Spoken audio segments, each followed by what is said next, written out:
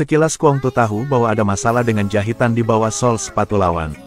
Pengalaman bertahun-tahun memberitahunya. Polisi memasang penyadapan di dalamnya. Jadi Kuang Tu membawanya ke tempat sepi. Mendorongnya ke tanah, lalu mengeluarkan senjatanya. Anakmu sudah mati. Ayo temui dia. Tapi dia tidak membunuh orang itu. Malah mengisyaratkan dia untuk tetap diam. Lalu dengan lembut melepas sepatunya. Setelah menekan sol sepatu dengan kuat dengan tangannya dan menariknya ke jalur panjang di tanah. Dan melemparkan sepatu itu ke air. Dengan demikian memalsukan kematian pria itu. Polisi yang menguping benar-benar mempercayai itu. Alasan mengapa Kuang Tu tidak membunuh pria itu. Itu karena dia punya hal yang lebih penting untuk diminta darinya. Ternyata kemarin, Kuang Tu dan ayah angkatnya pergi ke pusat perbelanjaan untuk berdagang. Untuk memastikan tidak ada yang salah. Mereka sengaja bersembunyi di klinik gigi seberang tempat transaksi. Tanpa diduga, masalah sungguh terjadi.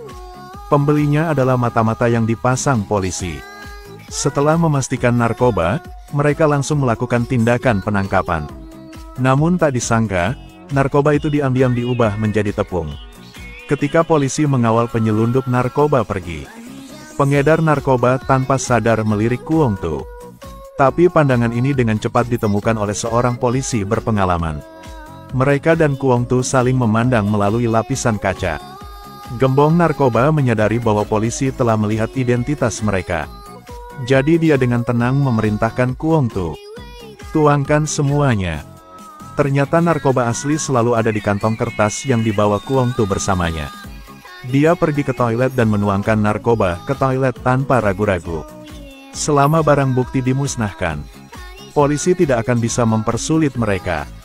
Tapi saat ini, Kuang Tu tiba-tiba menatap langit-langit.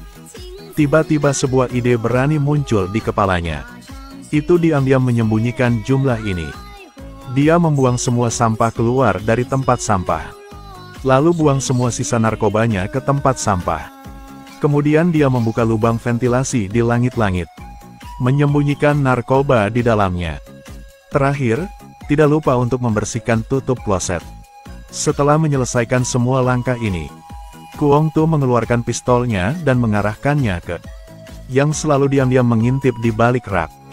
Ternyata itu adalah seorang gadis kecil. Gadis itu adalah putri seorang dokter gigi. Untuk melarikan diri lancar, Kuang Tu menyandera gadis itu. Pada saat yang sama, gembong narkoba di luar berkelahi sengit dengan polisi. Tapi ketika semakin banyak polisi datang, gembong narkoba masih ditembak jatuh. Sayangnya, polisi tidak bisa menangkap Kuang Tu. Dia dengan cerdas menangkap celah polisi dan melarikan diri dengan lancar. Kuang Tu melarikan diri, berniat untuk membunuh gadis Tian. Namun pada saat menarik pelatuknya, dia tiba-tiba menyadari bahwa Tian masih berguna.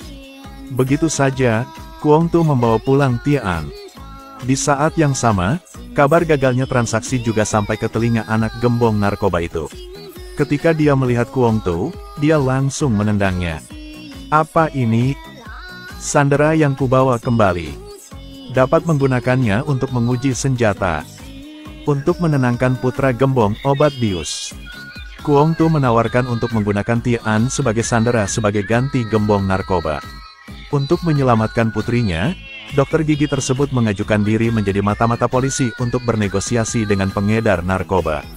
Sayangnya, identitasnya segera diketahui oleh Kuang Tu. Kuang Tu dengan sengaja memalsukan kematian dokter gigi itu. Kemudian mengancamnya dengan nyawa putrinya. Sehingga dia mendapatkan obat kembali untuknya. Semua berjalan sesuai rencana dengan lancar. Di luar dugaan, saat polisi berulang kali mengecek penyadapan, tiba-tiba mendengar suara melepas sepatu. Dia segera menyadari bahwa ada sesuatu yang salah. Benar saja, dokter gigi yang berusaha melarikan diri itu tertangkap di luar klinik. Karena mengangkut narkoba secara ilegal, dokter gigi itu ditangkap dan dipenjara. Melihat rencananya gagal, Tian pun kehilangan kegunaannya. Tapi Kuang Tu tidak membunuh gadis itu. Karena dari dia, Kuang Tu sepertinya bisa melihat bayangannya sendiri. Sayang sekali di tempat ini penuh dengan dosa.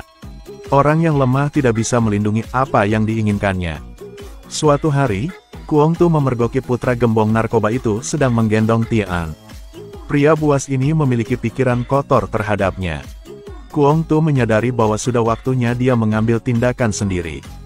Hari pemakaman gembong narkoba itu, Kuong Tu membungkus tangannya dengan handuk.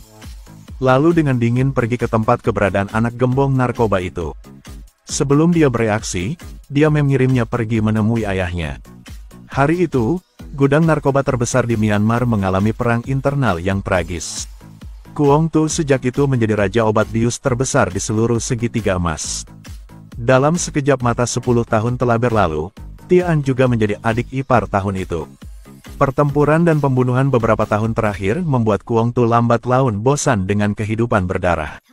Di bawah pengaruh Tian, dia mulai melakukan beberapa perbuatan baik. Tidak hanya menyumbangkan uang untuk membangun sekolah, dia juga membiarkan Tian bekerja sebagai guru di sana. Setelah sekian lama menjadi orang jahat, dia ingin menjadi orang baik lagi.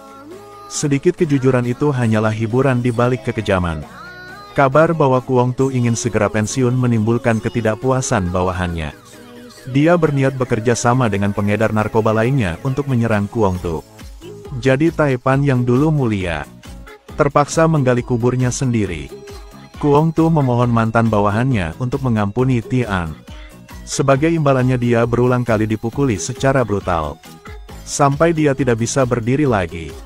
Tian melihat pemandangan ini dengan putus asa. Dia aktif melompat ke dalam lubang. "Kuburkan aku." Mereka dengan cepat menguburnya hidup-hidup. Semua ini menarik perhatian seorang gadis yang pernah didukung oleh Kuong Tu. Gadis itu memanggil kerabatnya untuk menyelamatkan Kuong Tu dan Tian. Kebaikan spontan itu menyelamatkan hidup mereka pada saat yang sangat penting ini. Untuk menghindari penangkapan, Tian membawa Kuong Tu ke rumah ayahnya yang telah dibebaskan dari penjara. Ayah tidak bisa menerima putrinya jatuh cinta dengan pengedar narkoba. Tapi dia juga tidak bisa menghentikannya. Kuong Tu tidak dapat menerima kenyataan bahwa dia tidak punya apa-apa lagi. Dia ingin melakukan satu transaksi terakhir sebelum dia pergi. Selesaikan saja misi ini.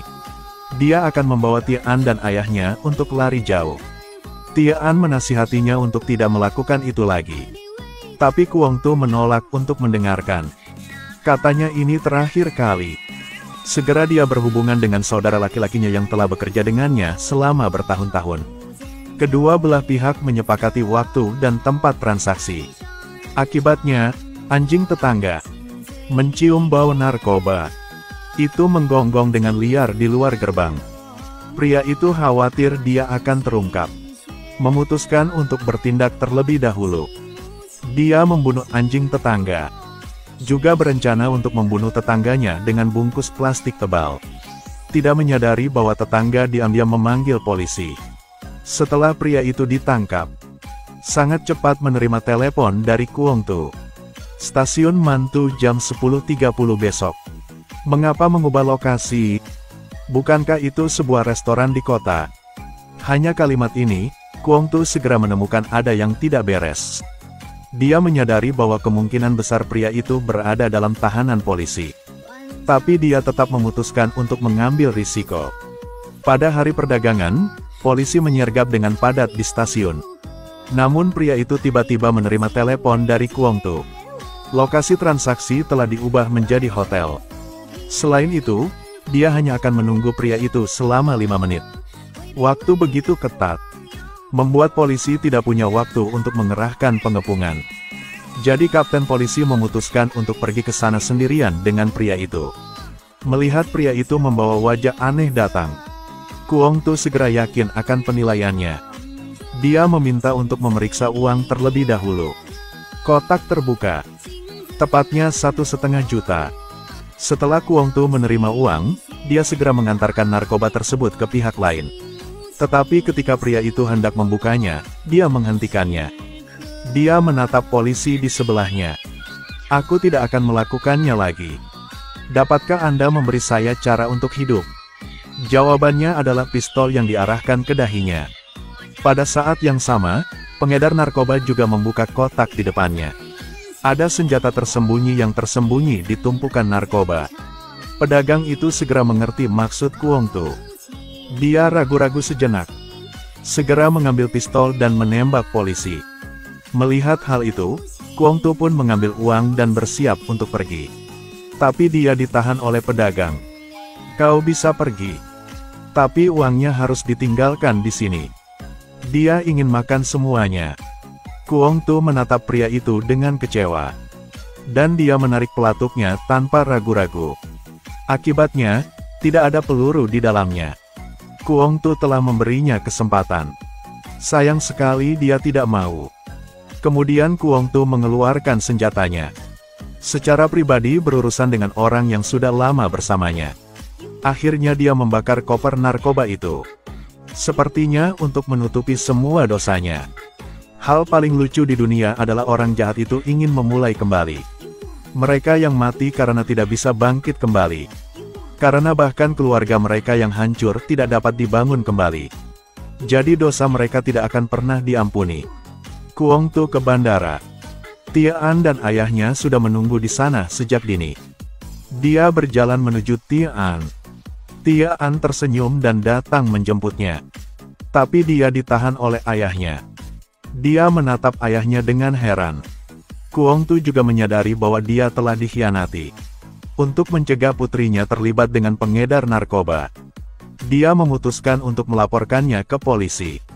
Kuong Tu dengan dingin mengeluarkan pistol dan mengarahkannya ke ayah Tia An. Detik berikutnya, dia terkena peluru dari tim penyergapan polisi yang tersedia di sini. Kuong Tu mencoba kekuatan terakhirnya. Peluk erat ayah Tia An. Mungkin dia ingin membalas dendam tetapi tidak ada kesempatan. Kuong Tu jatuh dan mati. Tia An menatap ayahnya dengan putus asa, emosi campur aduk. Dia tidak mengerti cara ayahnya melakukannya. Sama seperti ayah tidak memahaminya. Tapi di saat-saat terakhir, ayah mengerti Kuong Tu. Dengan sedikit kekuatan terakhir, dia memberinya kunci.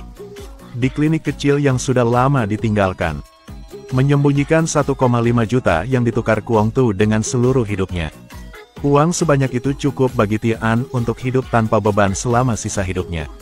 Ternyata sejak awal, Kuong Tu sudah memikirkan akhir untuk dirinya sendiri. Hak untuk memilih kemudian diserahkan kepada ayah Tia An. Menghadapi kekayaan yang berasal dari narkoba, bagaimana dia akan menentukan pilihan? Film ini menduduki puncak sebagian besar film gangster. Kita mungkin menyaksikan gembong narkoba yang kejam dan licik.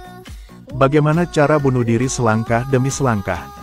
Perbatasan, dalam judul film tersebut tidak hanya mengacu pada perbatasan China-Myanmar. Tetapi juga mencerminkan kita saat kita berjuang di garis depan pilihan manusia. Keinginan, kekuasaan, uang, dan kebencian hanya akan melahirkan kejahatan pada akhirnya.